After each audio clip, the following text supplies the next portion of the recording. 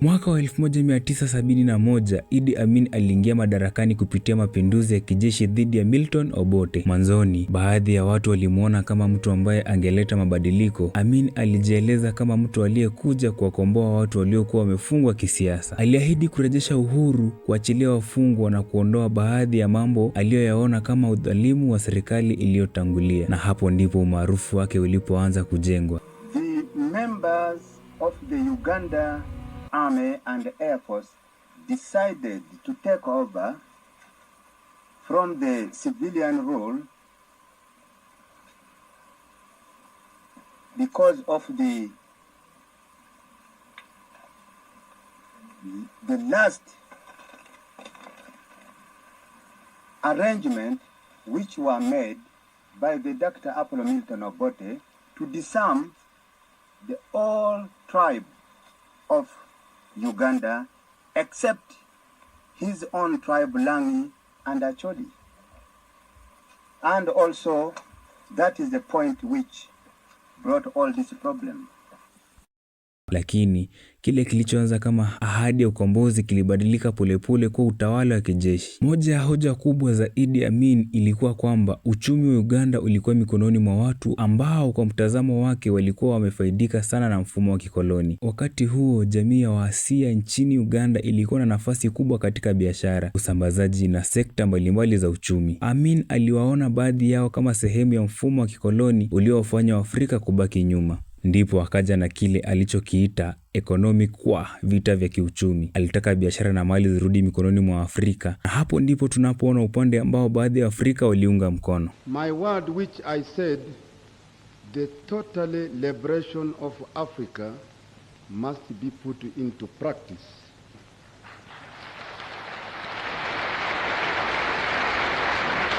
We are seriously committed.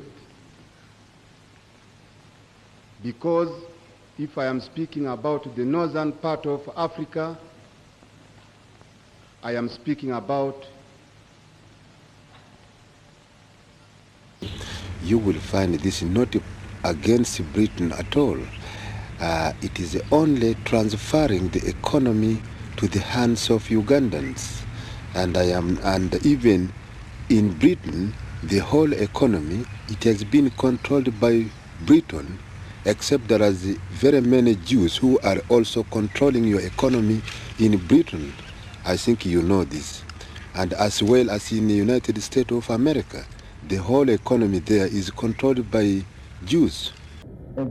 Amin alitaka Mwafrika awe na nafasi zaidi katika uchumi wa Uganda. Alisema kwa mantiki, ikiwa Uganda ni ya Waganda, kwa nini Mwafrika awe mfanyikazi wa chini wakati biashara na uchumi vinamilikiwa na watu wengine? Sera zake za Africanization zililenga kuongeza ushiriki wa Waafrika katika biashara na nafasi za kiuchumi. Baadhi ya watu waliona jambo hili kama urejeshaji wa heshima ya Mwafrika baada ya ukoloni. Lakini tatizo lilikuwa namna sera hizo zilivyotekelezwa. I would like to speak briefly because I know that we will speak in detail with the head of states and also government when we sit completing ourselves in detailed discussion about the liberation of Africa, economy, and also communications. But now briefly about... I wanted to confirm to you, I have liberated my country economically, and I am economically strong, and that is why I said I uprooted the British imperialism from Uganda, and Uganda is now pure Africa. We Africa, we have been weak because we allow ourselves, our brothers, to go and invite some country. Mwaka wa 1972, Amin aliwaamuru Waasia wengi kuondoka Uganda ndani ya muda mfupi. Mali na biashara zao zikachukuliwa na serikali. Na hapo, sera ya Uganda kwa Waganda ikageuka kuwa moja ya matukio yenye utata mkubwa zaidi katika historia ya Afrika Mashariki. Independent. Uganda will be independent after this, my decision, after I want to see that the whole Kampala street is not full of Indians. It must be proper black, and administration in those shops is run by the Ugandans. Amin pia alichukua hatua dhidi ya uwepo wa wageni wa magharibi nchini Uganda. Aliwafukuza Waisraeli na kuvunja uhusiano na Israeli mwaka wa 1972. Baadaye uhusiano wake na Uingereza nao ukazidi kuwa mbaya. Yes, it is a British High Commission is here, his responsibility. Yes. I have told him. You've said you wanted to teach Britain a lesson, President. Why is that? And that is now a lesson I am teaching the British. I am teaching now the lesson because I am correcting them from the mistake they had made. If they had think before earlier that there is African here who can even work under building the railway with instruction given to them by the British, this problem will not happen. Isn't this going to end your friendship with Britain? I don't mind ending. What are you giving me? What is more you are giving me? British actually deceived me last year, giving me 10 million pounds. They never give up to now. When I had a really very critical problem of finance, up to now. Now I don't want that money again. And now they have given, I think every year, 4.5 million every year. But this even if they withdrawn or they take it away, it will not marking time Uganda even 1 minute. I must make this clear. But the British are my best friends. I wish I understood that. Kwa mtazamo wa Amin, Uganda ilipaswa kujiamulia yenyewe. Hakutaka nchi yake ibaki kwa kivuli cha Uingereza baada ya kupata uhuru. Na hii ilikuwa sehemu ya falsafa yake ya utaifa, Afrika isimame kwa miguu yake. Lakini muhimu kuelewa kwamba si kila mzungu nchini Uganda alikuwa mkoloni. Kulikuwa na walimu, wataalamu, wamishonari na watu wengine waliokuwa wameishi au kufanya kazi nchini humo.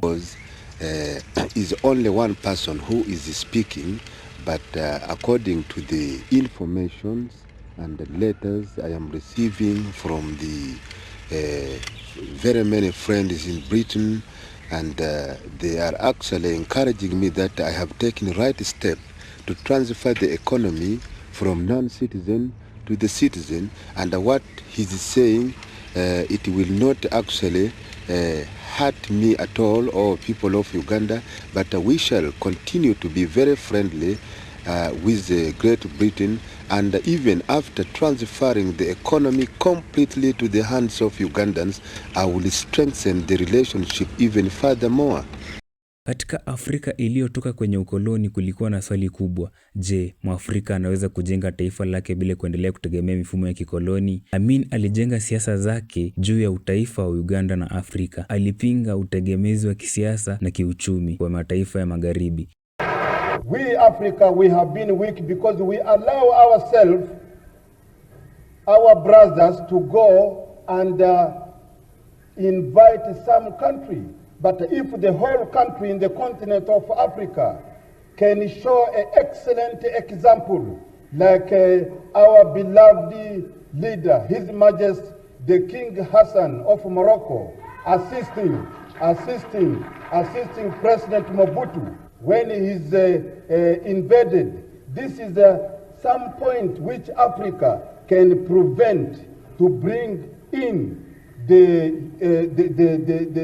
other troops from outside. But some other country have been forced to get European forces into Africa because they tried to ask some African country they don't want. Some African country were the one who are confusing ourselves because we train guerrillas against our country. We force government to be in that. We wanted that particular liberation leader to be the president of that particular country, and that have complicated everything in Africa.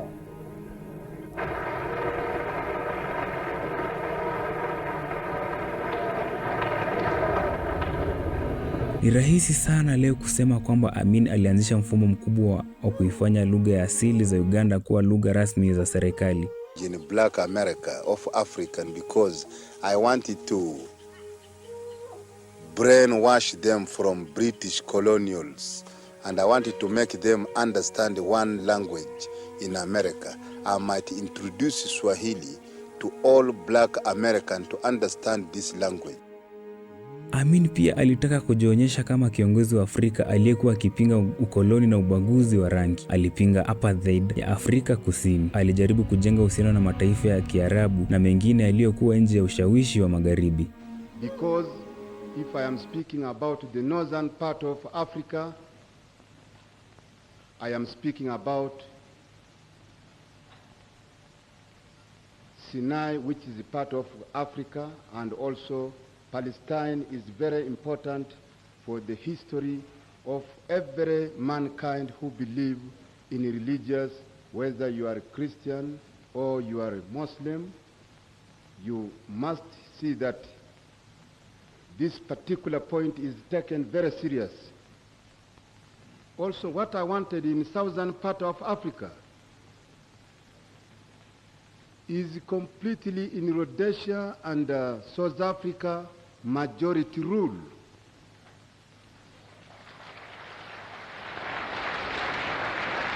But if Rhodesia and South Africa cannot accept immediate independent to the majority rule in these two countries, including Namibia. Hapa ndipo simulizi ya Idi Amin inakuwa nzito, kwa sababu wakati alikuwa akisema anapigania Mwafrika, Waafrika wengi walikuwa pia wakiteseka chini ya serikali yake. Wapinzani wa kisiasa walikamatwa, wengine waliteswa, wengine waliuawa. Makundi fulani ya kijamii na kikabila yalilengwa kwa sababu za kisiasa. Is death completely sentence. This is, I must make it absolutely clear. If I found anybody is a spy, and any spy is found and anybody is coming in this cover, see, I want you to see that everybody must be checked his poll tax for about 3 or 5 years. And if he is found to be spy, his case is firing squad. He must be handed straight to military police, must be dealt with the military tribunal, because the case of spying is very serious. Anybody found is a spy, his case must be dealt with military tribunals. Once is confirmed, even military tribunals should not waste time of making whole day discussing about one person who is the spy. Must be shortcut. Mashirika ya kimataifa ya haki za binadamu yaliripoti ukiukaji mkubwa wa haki za binadamu wakati wa utawala wake. International Commission of Jurists ilichunguza matukio ya 1971 hadi 1974 na kueleza kuhusu ukandamizaji, kukamatwa, mateso na mauaji nchini Uganda. Kwa hiyo, si sahihi kusema kwamba kila kitu kibaya kuhusu Amin kilitungwa na wakoloni. Kuna ushahidi wa kutosha kutoka vyanzo mbalimbali kwamba utawala wake ulikuwa wa ukandamizaji.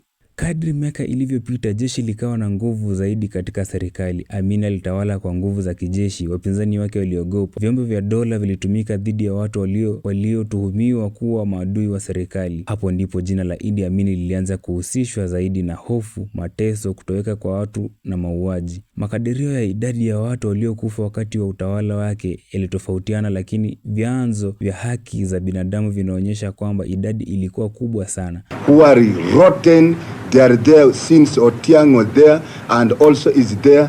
These people I never been informed since the former regimes. What they know is to educate people in a common man's charter only, but not proper educating people of the world, the policy of the government, because this I know direct from international people whom I've been sending. They've been informing me that people have been not educated outside to know what actually is happening here in Uganda. And this is the Ministry of Foreign Affairs. This is the weakness of the Ministry of Foreign Affairs.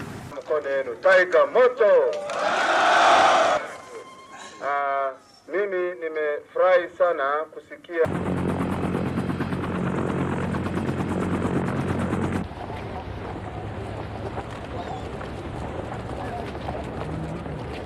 Lakini swali bado linabaki, ikiwa alikuwa dikteta, kwa nini baadhi ya watu walimpenda? Kwa sababu siasa hazijengwi na historia moja. Kwa baadhi ya watu, Amin aliwakilisha Mwafrika aliyesema hatutatawaliwa na wageni. Aliwakilisha utaifa, aliwakilisha nguvu, aliwakilisha kupinga ushawishi wa Uingereza na mataifa ya magharibi, na sera za kuwapa Waafrika nafasi katika uchumi zilikuwa na mvuto kwa watu waliokuwa wamechoshwa na urithi wa ukoloni. Lakini kwa wengine alikuwa chanzo cha hofu. Familia zilipoteza ndugu, watu walikimbia nchi, wengine walifungwa na wengine hawakurudi tena. The one who was shooting the bishop and the minister. It is completely not. I was here in the Nile mansion. I never go outside. Afrika inaweza kupigana dhidi ya ukoloni, lakini Afrika pia inahitaji kupigana dhidi ya udikteta, ubaguzi, ufisadi na matumizi mabaya ya madaraka. Hii ndio historia ya Idi Amin Dada, mtu aliyesema Uganda iwe ya Waganda, lakini ambaye utawala wake ulioacha Waganda wengi wakiuliza uhuru ni wa nani ikiwa tunauogopa uongozi wetu.